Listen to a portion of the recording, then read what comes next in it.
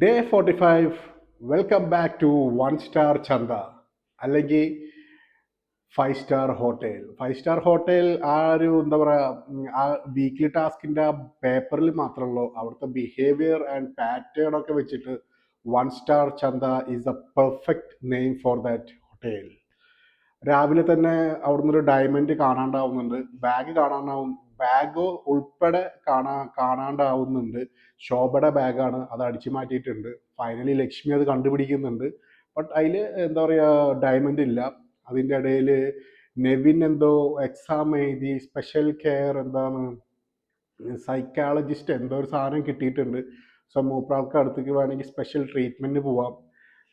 ഇതിൻ്റെ ഇടയ്ക്ക് ബാഗ് കാണാത്തതിൻ്റെ സങ്കടത്തിൽ ശോഭ ഭയങ്കര വയ്യാണ്ടാവുന്നു. പിന്നെ ഇടയ്ക്ക് തല കറങ്ങി വീണിട്ട് ഷെഫായിട്ടുള്ള ബിന്നിയാണ് എടുത്തു കൊണ്ടുവന്നത്. ഈ ബിന്നിക്കൊന്നും ഒരു ഗെയിമും ഒരു സ്മാർട്ട്നെസ് ഒരു ബുദ്ധി പോലും ഇല്ലാത്ത ഒരു കോണ്ടസ്റ്റൻ്റ് ആണല്ലോ. ഇമ്മാതിരി മണ്ടെന്ന് പറഞ്ഞു കഴിഞ്ഞ സാധനം. ബിന്നിയൊക്കെ എന്താ ചെയ്ത് കൂട്ടുന്നത് അവിടെ. ഒരു ബിഗ് ബോസ് ചരിത്രത്തിൽ തന്നെ വൺ ഓഫ് ദ ക്ലാസിക് ആയിട്ട് നടക്കുന്ന ഒരു വീക്ക്ലി ടാസ്ക്കാണ് 5 സ്റ്റാർ ഹോട്ടൽ. അത് മുൻകാല സീസണിലേക്ക് ഒരുപാട് ആൾക്കാർ വളരെ ബ്യൂട്ടിഫുൾ ആയിട്ട് ചെയ്തു തന്നിട്ടുള്ള സാധനങ്ങളാണ്. അപ്പോൾ കഴിഞ്ഞ നമ്മൾ ഒരുപാട് കണ്ടിട്ടുണ്ട്. സോ അതുകൊണ്ടാണ് നമ്മൾ പറയണത്, ഒരു അവിടെ ഡ്യൂട്ടി മാത്രമല്ല, ഒരു എൻ്റർടൈൻമെൻറ്റ്, അവരെ കഥാപാത്രങ്ങളിൽ നിന്നൊരു എൻ്റർടൈൻമെൻറ്റ് വരുമ്പോഴാണ് നമ്മളെ പോലത്തെ ഓഡിയൻസിന് അത് കാണാനുള്ള ഒരു ഒരു എന്താ പറയുക, ഒരു സുഖം കിട്ടുള്ളൂ. ഇത് completely boring.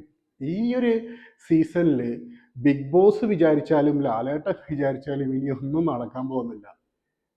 This is it. ഇവിടെ ഈ ഒരു കോണ്ടസ്റ്റൻസിൻ്റെ കയ്യിൽ നിന്ന് ഒന്നും എക്സ്പെക്റ്റ് ചെയ്യാണ്ടിരിക്കുക നല്ലത്.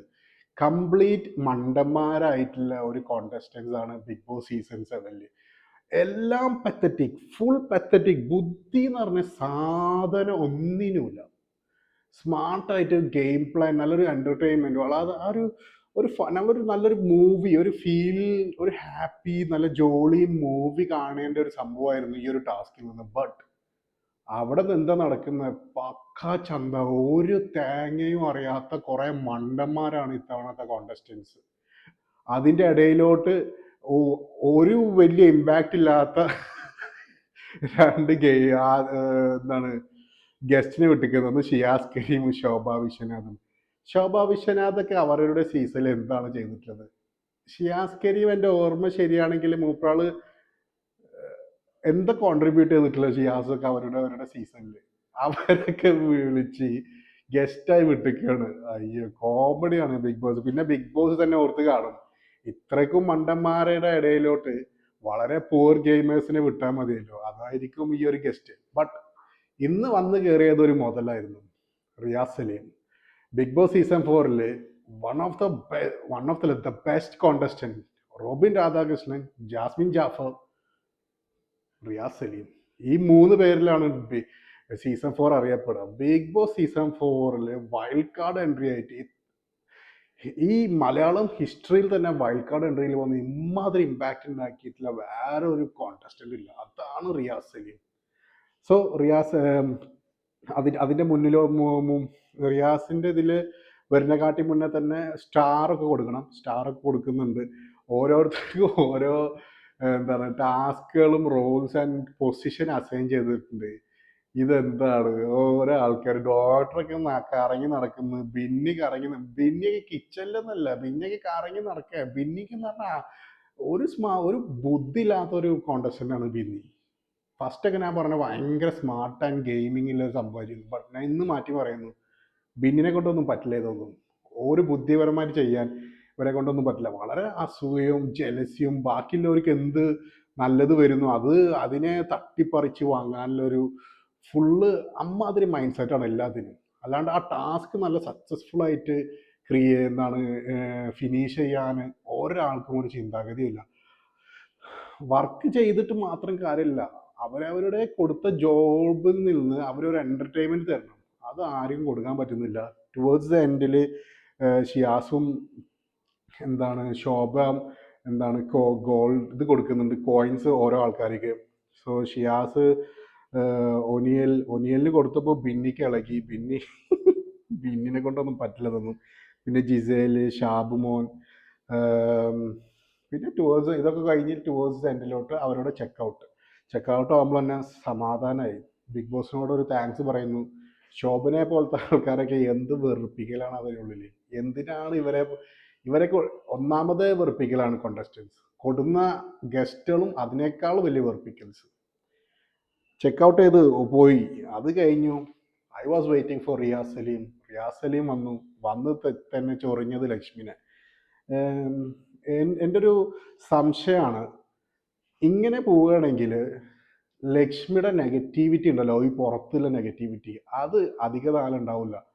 ആ നെഗറ്റിവിറ്റി മാറിയിട്ട് ഇനി ഒരു പോസിറ്റീവിലോട്ട് പോകാനുള്ള ഒരു പ്ലാറ്റ്ഫോമാണ് ഇവിടുത്തെ ഗസ്റ്റും ശോഭ വന്നിട്ടാണെങ്കിലും റിയാസ് വന്നിട്ടാണെങ്കിലും നേരെ പോയി ചാടുന്നത് ലക്ഷ്മിയിലോട്ടാണ്. Four what? അവരെ എന്താണ് വെളുപ്പിക്കാനാണ് ശ്രമിക്കുന്നത്.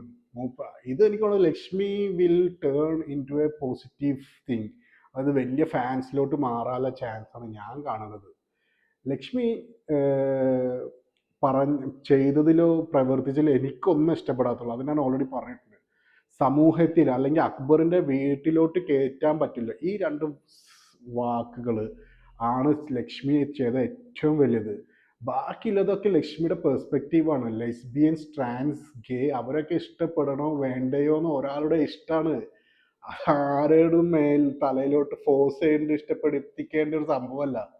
ലെറ്റ് ഹെർ, മൂപ്പറാൾ ലൈക്ക് ചെയ്യട്ടെ ഓർ ഡിസ്ലൈക്ക് ചെയ്യട്ടെ. Why we are forcing Lakshmi to do that? Let her live her own life. അല്ല, but Lakshmi should not say that everyone dislikes that community. അത് പാടില്ല. That's it. ബാക്കി ലക്ഷ്മിയുടെ പെർസ്പെക്റ്റീവ്, അത് ലക്ഷ്മിയുടെ പെർസ്പെക്റ്റീവാണ്. അങ്ങനെ കണ്ടാൽ മതി. ഈ ഒരു പോക്ക് പോകുമ്പോൾ എൻ്റെ ഒരു ഇത് പറഞ്ഞു കഴിഞ്ഞാൽ ലക്ഷ്മിയുടെ ഫാൻ ബേസ് കൂടാനുള്ള ശ്രമമാണ് എനിക്ക് തോന്നുന്നത്. ബൈ ദ വേ, ലക്ഷ്മിയുടെ part she is doing well. മൂപ്പാള് ജനറൽ മാനേജറായിട്ട് കൊടുത്ത റോൾസ് നന്നായിട്ട് ചെയ്തു എന്ന് വെച്ച് കഴിഞ്ഞാൽ, ഒന്ന് general manager is doing well, Aneesh Shanavas is doing well, Jishin Oneal is doing well. അതേപോലെ തന്നെ ജാനിറ്ററായിട്ട് Noora and Abhilash was doing well. ബാക്കി എല്ലാം കച്ചറ. ഏറ്റവും വേസ്റ്റ് ആയിട്ടുള്ള ഈ ഒരു വീക്കിൽ ടാസ്ക് ചെയ്തത് എനിക്ക് തോന്നിയത് ബിന്നിയാണ്. Was pathetic. അത് കഴിഞ്ഞ് എന്താ പറയുക, ഷാനവാസും ആര്യനും തമ്മിലൊരു അടി ഉണ്ടാവണം, അതിലൊന്നും ഒരു കാര്യമില്ല. ചുമ്മാ അങ്ങോട്ടും ഇങ്ങോട്ടും അവരവരുടെ ഡ്യൂട്ടി ചെയ്തിട്ടില്ല, വെസൽ ക്ലീൻ ചെയ്തിട്ടില്ല എന്നൊക്കെ പറയുന്നത്. അതിൽ എനിക്ക് വലിയ ഗുമ്മ് തോന്നിയിട്ടില്ല. അതുകൊണ്ട് ഞാനിവിടെ എക്സ്പ്ലെയിനും ചെയ്യുന്നില്ല. അത് കഴിഞ്ഞു ഏതാണ് ആദിലക്കൊന്നും ഗെയിം ഒരു പിടുത്തമല്ല, ഒരു തേങ്ങയല്ല. ആദില കോയിനൊക്കെ കൊടുക്കുന്നത് തന്നെ ഫേവറിസം വെച്ചിട്ടാണ്.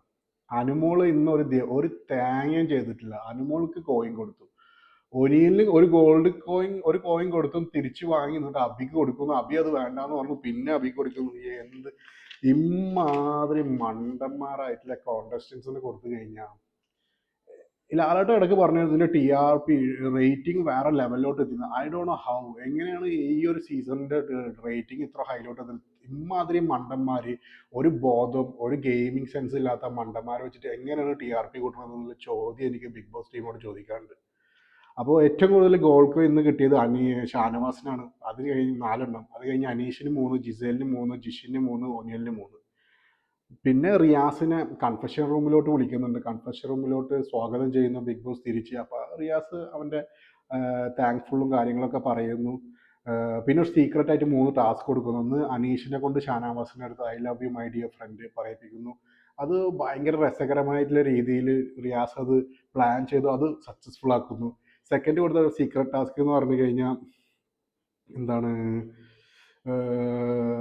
കണ്ണാൻ തുമ്പി പോരാമോ എന്നെ, ആ പാട്ട് ഒരു 5 പേര്, കുറഞ്ഞത് ഒരു 5 പേരെ കൊണ്ട് പാടിപ്പിക്കുക. ടുവേഴ്സ് ദ നൈറ്റിൽ റിയാസ് അത് സെറ്റാക്കിയിട്ടുണ്ടായിരുന്നു. അക്ബർ, അനുമോൾ, ജിഷിൻ, ആര്യൻ എല്ലാവരും കൂടി അത് പാടി. ഓൾമോസ്റ്റ് 7-8 ആൾക്കാരുണ്ടായിരുന്നു. സോ സെക്കൻഡ് ടാസ്ക് സക്സസ്ഫുൾ ആയി.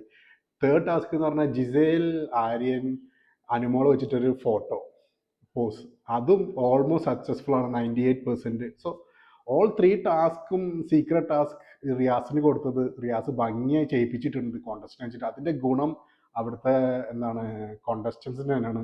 അതിൽ ഏതെങ്കിലും ഒന്ന് മിസ്സായി കഴിഞ്ഞാൽ പണിഷ്മെൻ്റ് ആണ്. But I think 3 were successful. അതുകൊണ്ട് അതിൻ്റെ ഗുണം അവിടുത്തെ ആൾക്കാർക്ക് കിട്ടും. ഐ തിങ്ക് അതിൻ്റെ ഇടയ്ക്ക് പിന്നെ ഇതിൻ്റെ മുന്നേ ഒരു സംഭവം കിച്ചണിൽ എന്താണ് ആദിലയുടെ വെറുപ്പിക്കൽ ഉപ്പിട്ട് എന്താണ് തിന്നുന്ന ഫുഡിൽ ഉപ്പിടുക. Respect the food guys. ഫുഡിനോട് റെസ്പെക്ട്. ഒന്നാമത് ആദിലൊക്കെ വളരെ വീക്ക് ആയിരിക്കുന്നു. Adila was too good. ഈ അത് ലെവലായിരുന്നു. നൂറ കയറി വന്നപ്പോൾ ആദില വെണ്ടാവും. Adila was so bullshit today. Part of എന്താണ് ടാസ്ക് ആണെങ്കിലും I didn't like that kind of acts. അതിൻ്റെ ഇടയ്ക്ക് ഒനീൽ ആര്യൻ ചൂടാവുന്നു. എന്തൊക്കെ നടന്നു. ആഫ്റ്റർ ഓൾ ബിഗ് ബോസ് ഹൗസിലെ ഏറ്റവും ക്ലാസിക് ആയിട്ടുള്ള വീക്ക്ലി ടാസ്കിലൊന്ന് കംപ്ലീറ്റ്ലി ഡിസ്ട്രോയ് ചെയ്ത് തന്നിട്ടുണ്ട് ഈ ഒരു സീസണിലത്തെ കണ്ടസ്റ്റൻസ്. ഇനി ഈ ക്ലാസിക് ഇവന്മാർക്ക് ഇവന്മാർക്ക് കൊടുക്കാവുന്ന ടാസ്ക് ഫിസിക്കൽ ടാസ്ക്കാണ്. ബുദ്ധിപരമായിട്ടുള്ള ഒരു ടാസ്കും ബിഗ് ബോസ് ഈ ഒരു സെവൻത്തെ കോണ്ടസ്റ്റൻസ് കൊടുക്കരുത് എന്നുള്ളൊരു ഹമ്പിൾ റിക്വസ്റ്റ് ആണ് എനിക്കത്. ലോക മണ്ടന്മാർ. അതാണ് ബിഗ് ബോസ് സീസൺ 7ത്തെ കോണ്ടസ്റ്റൻസ്. പോയി വരാം. ശുഭരാത്രി. Good night.